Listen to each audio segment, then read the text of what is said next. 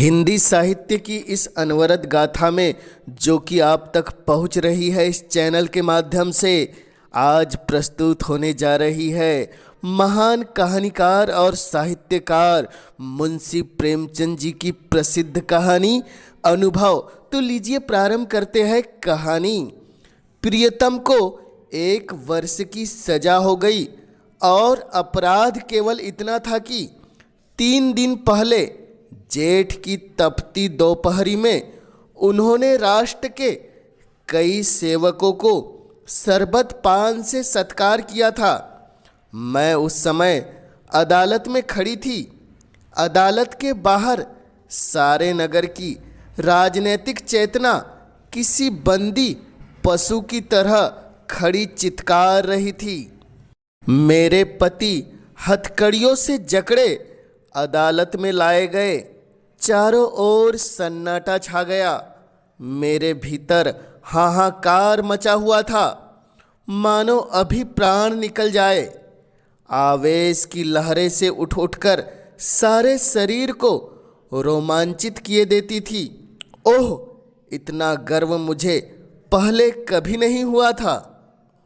अदालत की कुर्सी पर बैठा वह अंग्रेज अफसर, लाल जरीदार पगड़ियाँ बांधे हुए पुलिस के कर्मचारी सब मेरी आंखों में तुच्छ जान पड़ते थे। बार बार मन में आता था दौड़कर पति के चरणों में लिपट जाऊं और उसी दशा में प्राण त्याग दूं। कितनी शांत, अविचल, तेज और स्वाभिमान से प्रदीप्त मूर्ति थी। ग्लानि, विषाद या शोक की छाया भी न थी। नहीं उन होठों पर एक स्फूर्ति से भरी हुई मनोहारिणी ओजस्वी मुस्कान थी। इस अपराध के लिए 1 वर्ष का कठिन कारावास, वाहरे न्याय तेरी बलिहारी है। मैं ऐसे 1000 अपराध करने को तैयार थी। पति ने चलते समय एक बार मेरी तरफ देखा, कुछ मुस्कुराए, फिर उनकी मुद्रा कठोर हो गई। अदालत से लौटकर मैंने 5 रुपए की मिठाई मंगवाई और स्वयं सेवकों को बुलवाकर खिलाया। फिर शाम के समय मैं पहली बार कांग्रेस के जलसे में शरीक हुई। शरीक ही न हुई बल्कि मंच पर जाकर बोली और सत्याग्रह की प्रतिज्ञा ले ली। मेरी आत्मा में इतनी शक्ति कहाँ से आई यह मैं नहीं कह सकती। सर्वस्व लूट जाने के बाद फिर किसकी शंका और किसका भय। विधाता का कठोर से कठोर आघात भी अब क्या क्या अहित कर सकता था। अगले दिन मैंने 2 तार भेजे, एक पिताजी को और दूसरा ससुर जी को। ससुर जी को पेंशन मिलती थी। पिताजी जंगल के महकमे में अच्छे पद पर थे। पूरा दिन गुजर गया लेकिन तार का जवाब न मिला। दूसरे दिन भी कोई जवाब नहीं। तीसरे दिन दोनों महाशयों के पत्र आए। दोनों जामे से बाहर थे। ससुर जी ने लिखा, आशा थी तुम लोग बुढ़ापे में मेरी सेवा करोगे। तुमने उस आशा पर पानी फेर दिया। क्या अब चाहती हो मैं भिक्षा मांगू? मैं सरकार से पेंशन पाता हूँ। तुम्हें आश्रय देकर मैं अपनी पेंशन से हाथ नहीं धो सकता। पिताजी के शब्द इतने कठोर न थे लेकिन भाव लगभग ऐसे ही था। इसी साल उनका प्रमोशन होने वाला था। वह मुझे बुलाएंगे तो संभव है प्रमोशन से वंचित होना पड़े। हाँ, वह मेरी सहायक मौलिक रूप से करने को तैयार थे। मैंने दोनों पत्र फाड़कर फेंक दिए और फिर उन्हें कोई पत्र नहीं लिखा। हाय स्वार्थ, तेरी माया कितनी प्रबल है। अपने ही पिता केवल स्वार्थ में बाधा पड़ने के भय से बेटी की तरफ से इतना निर्दय हो जाए। अपना ससुर अपनी बहू की ओर से इतना उदासीन हो जाए। लेकिन अभी मेरी उम्र ही क्या है। अभी तो सारी दुनिया देखने को पड़ी है। अब मैं अपने विषय में निश्चिंत थी, लेकिन अब यह नई चिंता सवार हुई। इस निर्जन घर में निराधार निराश्रय कैसे रहूंगी? लेकिन जाऊंगी कहाँ? अगर कोई मर्द होता तो कांग्रेस के आश्रम में चला जाता या कोई मजदूरी कर लेता। मेरे पैरों में नारीत्व की बेड़ियां पड़ी हुई थी। अपनी रक्षा की इतनी चिंता नहीं थी जितनी अपने नारीत्व की रक्षा की। तभी किसी की आहट पाकर मैंने नीचे देखा। 2 आदमी खड़े थे। मन में आया पूछूं, तुम कौन हो? यहाँ क्यों खड़े हो? लेकिन फिर ख्याल आया, मुझे यह पूछने का क्या हक? आम रास्ता है, जिसका जी चाहे खड़ा हो जाए। लेकिन मुझे एक शंका हुई। उस शंका को किसी तरह से अपने दिल से न निकाल सकती थी। वह एक चिंगारी की भांति मेरे हृदय में समा गई थी। गर्मी से देह फूंकी जाती थी। लेकिन मैंने कमरे का दरवाज़ा भीतर से बंद कर लिया। घर में एक बड़ा सा चाकू था, उसे निकाल कर सिरहाने रख लिया। वह शंका सामने बैठी हुई मालूम होती थी। तभी किसी की पुकार सुनकर मेरे रोए खड़े हो गए। मैंने दरवाजे से कान लगाया। कोई मेरी कुंडी खटखटा रहा था। मैंने दरवाज़ा नहीं खोला और छज्जे पर खड़ी होकर जोर से बोली, कौन कुंडी खटखटा रहा है? बाहर से आवाज़ आई, मैं हूँ ज्ञानचंद। यह आवाज़ सुनकर मेरी शंका दूर हो गई। मैं उनकी आवाज़ पहचान गई। मैंने नीचे उतरकर दरवाज़ा खोल दिया। ज्ञानचंद मेरे पति के गहरे दोस्त थे। उनके साथ एक स्त्री भी थी, वह मिसेज ज्ञानवती थी। मैं दोनों जनों को ऊपर ले आई।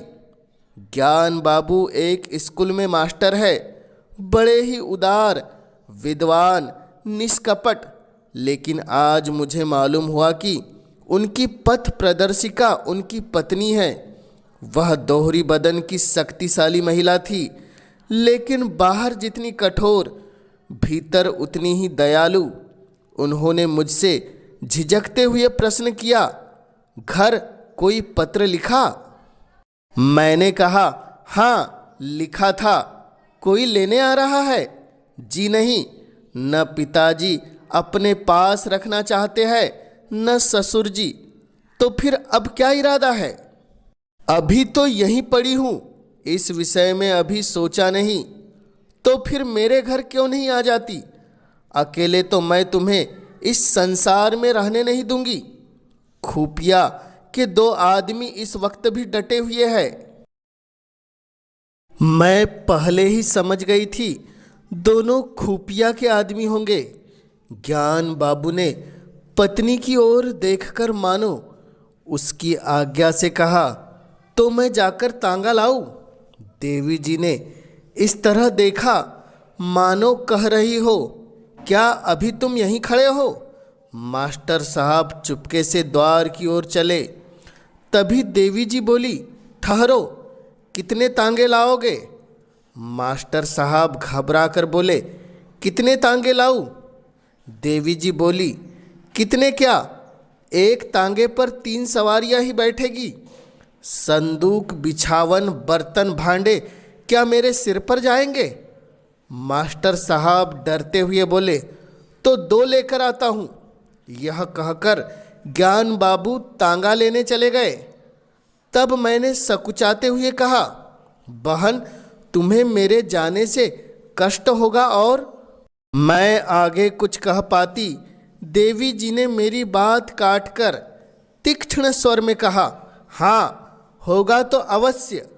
तुम दोनों जून में 2-3 पाव भर आटा खाओगी, कमरे के एक कोने में अड्डा जमा लोगी, सिर में आने का तेल डालोगी।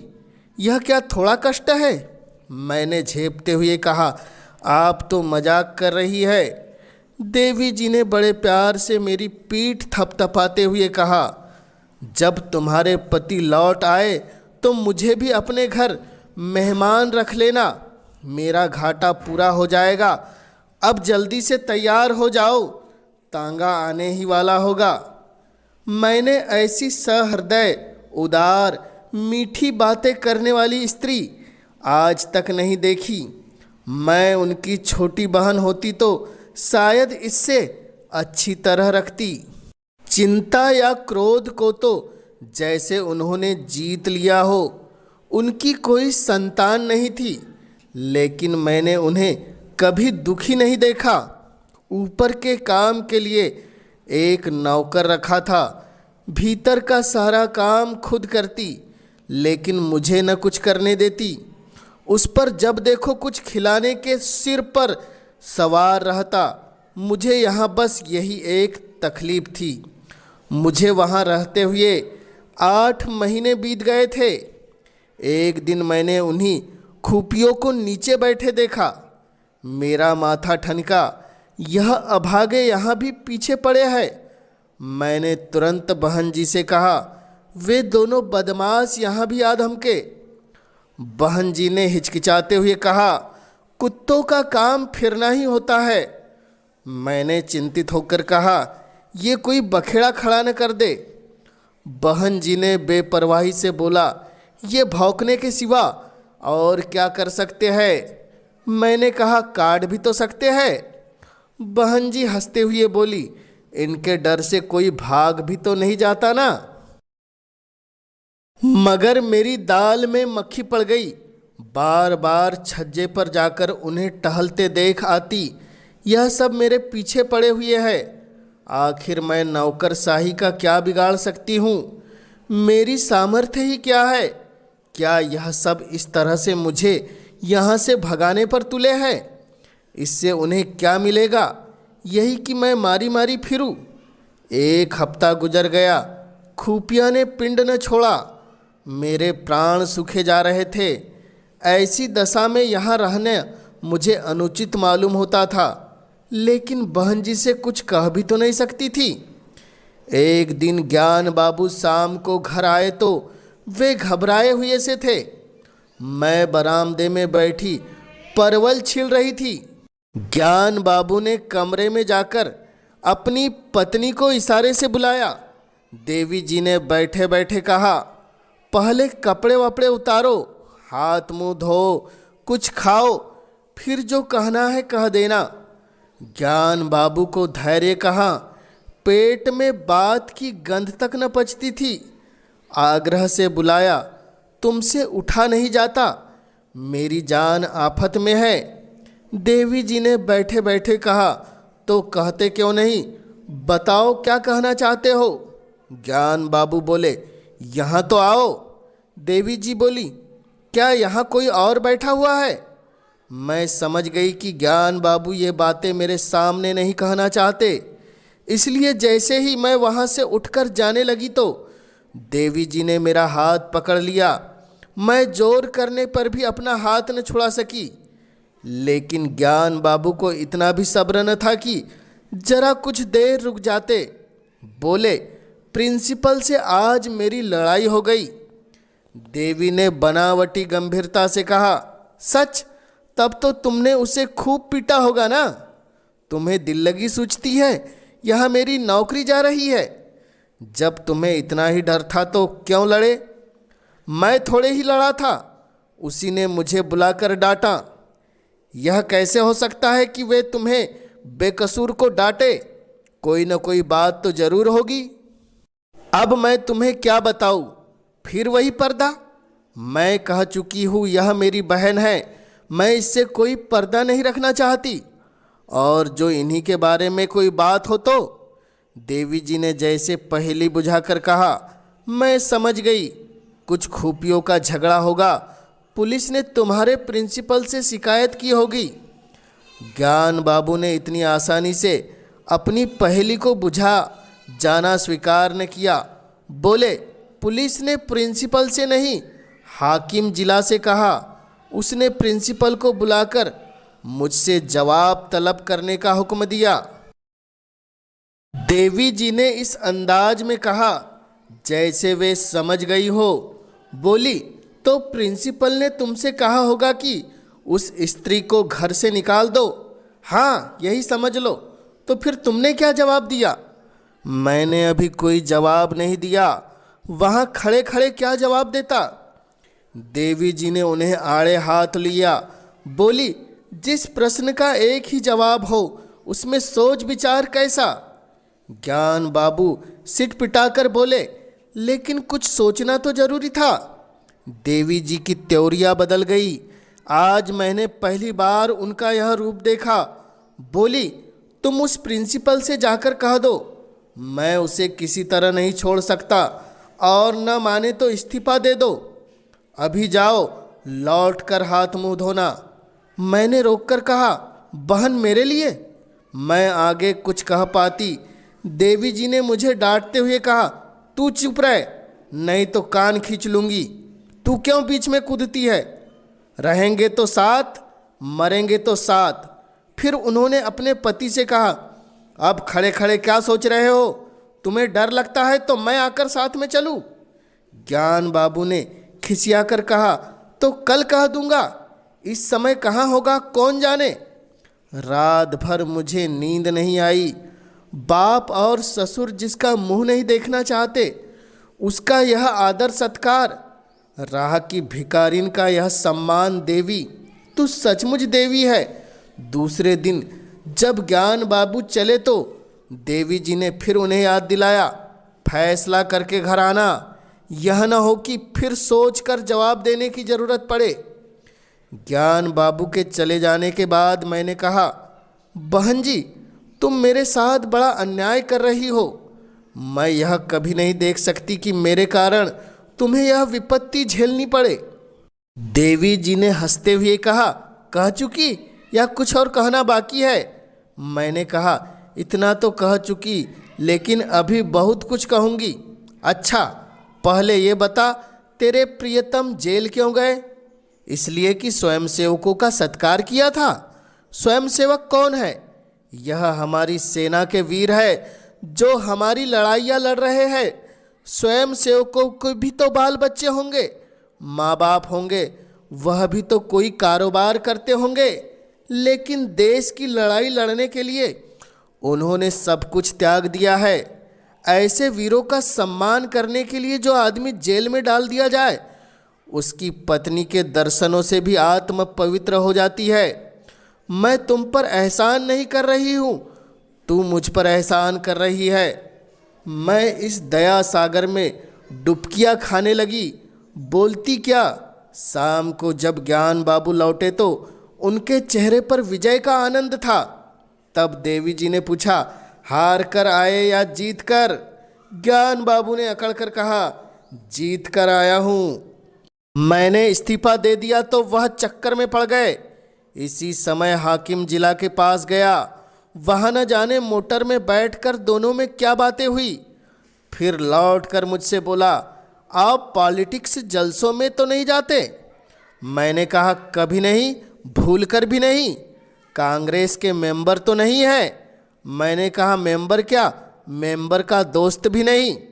तब उन्होंने कहा, तो हमें आपसे कुछ नहीं कहना, मैं आपका इस्तीफा वापस करता हूँ। यह सुनकर देवी जी ने मुझे गले लगा लिया।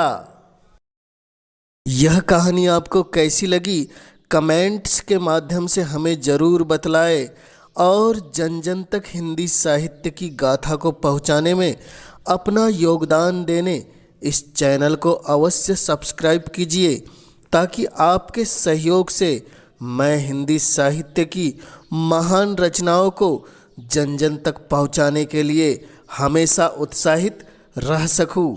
आप सभी श्रोताओं का पुनः इस चैनल से जुड़ने के लिए हृदय की गहराई से बहुत बहुत आभार।